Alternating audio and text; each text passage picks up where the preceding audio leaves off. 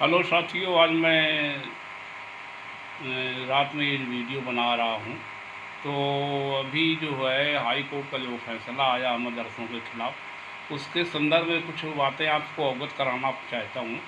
तो आप भी समझ लीजिए कि मदरसों के ख़िलाफ़ जो हाई कोर्ट ने, इलाहाबाद हाई कोर्ट ने जो फैसला दिया है, वो तकरीबन 30 लाख बच्चों का भविष्य अंधकार में हो गया है और करीब 10,000 जो शिक्षक थे उनका भविष्य भी अंधकार में हो गया, जो मतलब जिनको सरकारी वेतन मिलता था।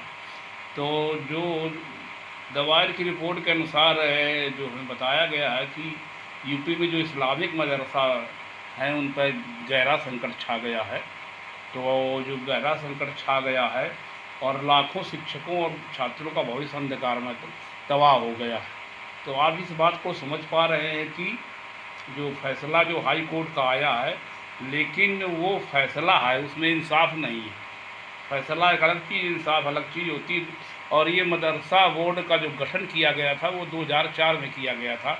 आपको जानकारी होनी चाहिए और हम आपको अवगत करा रहे हैं कि इसमें मदरसा बोर्ड का गठन जो है 2004 में किया गया था। और ये जो है इलाहाबाद हाई कोर्ट ने जो बोर्ड का उत्तर प्रदेश मदरसा बोर्ड एक्ट है उसको भंग कर दिया है। उसको इलाहाबाद हाई कोर्ट ने जो उत्तर प्रदेश मदरसा एक्ट है उसको भंग कर दिया है। और कोर्ट ने कहा है कि धर्म विशेष के रूप में किसी भी विद्यालय में पढ़ाई नहीं करवाई जा सकती है, किसी भी धर्म विशेष की पढ़ाई नहीं करवाई जा सकती है।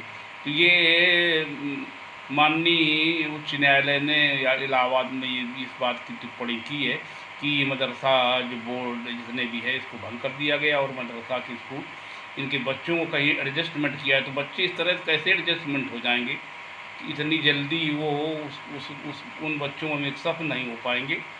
तो हम किसी भी धर्म विशेष की बात खिलाफत नहीं करता हूँ, मैं बगावत करता हूँ।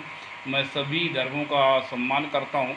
और मैं ये बताना चाहता हूँ कि जिस तरह से मदरसा बोर्ड के ये जो दीनी तालीम दी जाती थी वहाँ, और धर्म विशेष कोई शिक्षा दी जाती थी उर्दू या आपके फ़ारसी अरबी भाषा में, तो वो उसमें कोई बुराई की बात नहीं थी। भाषा को सीखना या भाषा विज्ञान का जानकारी करना कोई बुरी बात नहीं है।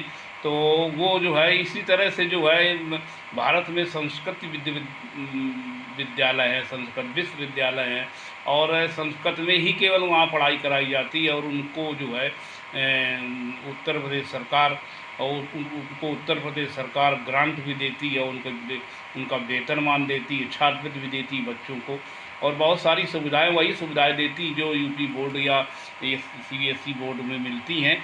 वो सारी सुविधाएं हैं जो संस्कृत विश्वविद्यालय हैं या वैदिक विश्वविद्यालय हैं या गुरुकुल के विद्यालय, उनको भी सुविधाएं वही दी जाती हैं। तो हमें किसी धर्म विशेष के विद्यालय की खिलाफत नहीं करना चाहता हूँ, लेकिन मैं ये जो आज फैसला आया है हाई कोर्ट का, उसके संदर्भ में आप लोगों को अवगत कराना चाहता था कि ये जो तकरीबन उत्तर प्रदेश में 30 लाख उर्दू, अरबी और ये फ़ारसी की जो पढ़ाई करने वाले बच्चे हैं, इनका भविष्य अंधकार में हो जाएगा, भविष्य ख़त्म हो जाएगा। और करीब 10,000 शिक्षक हैं, तो 10,000 शिक्षकों का भी भविष्य अंधकार में हो गया है। तो इस तरह से जो पहले आपने सुना हो जो सच्चर कमेटी की रिपोर्ट आई थी, उसमें ये केवल जो मतलब सच्चर कमेटी की रिपोर्ट आई थी उसमें किसी भी धर्म की शिक्षा के बारे में कतई कुछ नहीं कहा गया था और ना ही इसका विरोध किया गया था। और इसमें जो है केवल गरीबों को बच्चे पढ़ते हैं, जो गरीबों को बच्चे हैं उसमें वो उनकी संख्या केवल 4% है।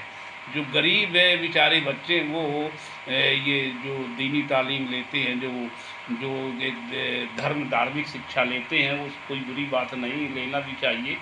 तो इस तरह से जहाँ बहुत सारे विद्यालय, संस्कृत गुरुकुल विद्यालय और आपके ये का नाम, ये जो विद्यालय चल रहे हैं आपके वैदिक कॉलेज, ये बहुत सारे विद्यालय हैं। तो इस तरह से जो आपके जो अब ये अलीगढ़ यूनिवर्सिटी है या इस्लामिया यूनिवर्सिटी या बहुत सारी यूनिवर्सिटी, इस पर भी ये तरह से खतरा मंडरा रहा है। और ये हालांकि इसमें होगा कुछ नहीं, आगे केवल ये चुनावी फंडा है और चुनावी फंडे में वो जो है इस तरह की बात कही जा रही है, और वो हाई कोर्ट ने फैसला अपने एक तरफा निर्णय दे दिया है। ये जो है ये फैसला है हाई कोर्ट का, ये कोई इंसाफ नहीं है, और इंसाफ फैसले में बहुत सारा अंतर होता है। तो आप लोग दे पा रहे हैं कि जो जो भी विद्यालय चल रहे उसमें भी धर्म विशेष की शिक्षा दी जाती है। जो विद्यालय चलते हैं, संस्कृत विद्यालय और विभिन्न प्रकार के विद्यालय चलते हैं, और वो मान्यता प्राप्त भी है। इसमें जो ये मदरसे चल रहे थे, इसमें से जो है करीब 16,500 मदरसे हायर एजुकेशन के हैं। इसमें जो 16,500 जो विद्यालय है, इसमें हायर एजुकेशन के हैं, मदरसे हैं, तो उन पर सारे पर रोक लग गई है।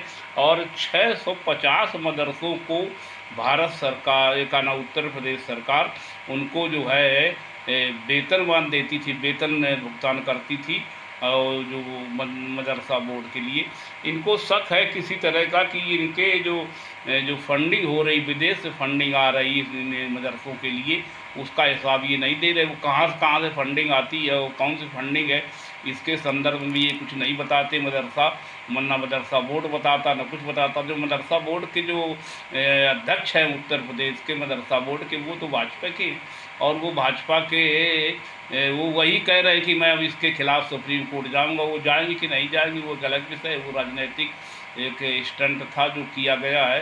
तो इसमें जो है आगे चल के फिर वही हो जाएगा कि मदरसा बोर्ड नहीं ख़त्म किया जाएगा हमारी समझ में, और ये जो है इसमें गरीबों के बच्चे ही पढ़ते थे। तो आप लोग इस बात को समझ पा रहे हैं कि जो 6,500 मदरसा हायर एजुकेशन के जो विद्यालय थे, उन पर भी खतरा मंडरा रहा है। और आप उस चीज़ को समझ पा रहे हैं कि ये मदरसा बोर्ड जो है, ये जो मदरसा बोर्ड है, तो ये आप किस लिए ऐसा किया गया है, इसको भी आप समझ पा रहे होंगे।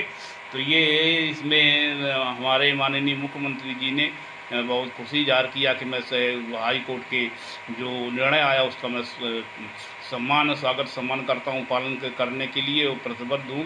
तो उन्होंने इसमें खुशी ज़ाहिर की, और बहुत सारे जो ये कमेंट आ रहे हैं मतलब आरएसएस और बीजेपी के कि भाई ये तो ठीक है, ऐसा होने नहीं चाहिए कि किसी विद्यालय में धर्म विशेष की शिक्षा दी जाए। ये तो गलत है धर्म विशेष की शिक्षा देना, तो हमारे हिसाब से भी गलत है। लेकिन ये अन्य जो धार्मिक स्कूल हैं उन पर भी तो ध्यान देना चाहिए। तो इस तरह से पक्षपात नहीं होना चाहिए था। जो पक्षपात हो रहा है तो उसमें भाई सरकार का हालांकि कोई हाथ नहीं है। वो कुछ लोगों ने याचिका दायर की, तो उसी आधार पर हाई कोर्ट ने फैसला दे दिया है।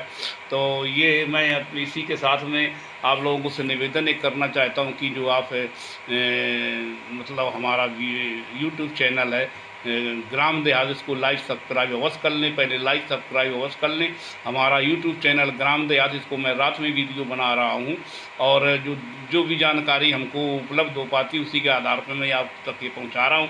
क्योंकि ये सारी जो मीडिया थी इसने इस खबर को दबा दिया है। ये किसी भी जगह इस खबर को नहीं चलाया गया है, और ये एक मतलब ये विश्वस्त सूत्रों द्वारा खबर सूचना प्राप्त हुई है, उसके हिसाब से मैं आपको अवगत करा रहा हूँ। जहाँ तक मुझे जानकारी थी मैंने आपको अवगत करा दी है। तो इस तरह का जो है ये हाई कोर्ट ने आदेश पारित किया है। इस पर आपके क्या विचार है कमेंट बॉक्स में अवश्य लिखें। और मैं संविधान को मानता हूँ। तो माननीय योगी आदित्यनाथ जी ने ये कहा है कि भाई जो भारतीय संविधान के हिसाब से ही ये विद्यालय चलेंगे, संविधान के विरोध में कोई विद्यालय नहीं चल पाएगा। इस तरह से जो भारतीय संविधान को न मानता हो और जो है हम भारतीय संविधान के हिसाब से जो विद्यालय हैं वो चला रहे हैं वो चलेंगे, उसमें उसी शिक्षा दी जाएगी। और उस शिक्षा से लोग मतलब IAS PCS और विभिन्न इंजीनियर बनेंगे और डॉक्टर बनेंगे और विभिन्न नौकरियों में जाएंगे। तो ये मदरसों से भी ये नहीं हो सकता है। इस तरह से उन्होंने कहा है। वो हालांकि बात तो सही कही, लेकिन ये इस तरह से बंद कर देने से बच्चे वो कहाँ, उनके पास पैसा नहीं कि कौन से टेक्निकल कॉलेज में या IIT IIM या मान लीजिए आपके जितने प्राइवेट विद्यालय हैं, या मान लीजिए आपके जो पॉलिटेक्निक कॉलेज ITI है, जितने भी विद्यालय जिस तरह के जो सरकारी विद्यालय हैं उसमें वो बच्चे कहाँ जा पाएंगे, इतनी फीस कहाँ दे पाएंगे, और ये इतनी डिग्रियाँ वो कहाँ ले पाएंगे, उनके पास पैसे नहीं। वो तो गरीब लोगों के बच्चे थे जो दीनी तालीम की शिक्षा ग्रहण कर रहे थे, और उनको इसमें एक तरह का वो प्रतिबंध लग गया है। तो मैं अपना वीडियो समाप्त करता हूँ। वीडियो आप सब सुनने के लिए बहुत बहुत धन्यवाद। हमारा यूट्यूब चैनल ग्राम देहात को लाइक, सब्सक्राइब, शेयर, कमेंट अवश्य करें। धन्यवाद।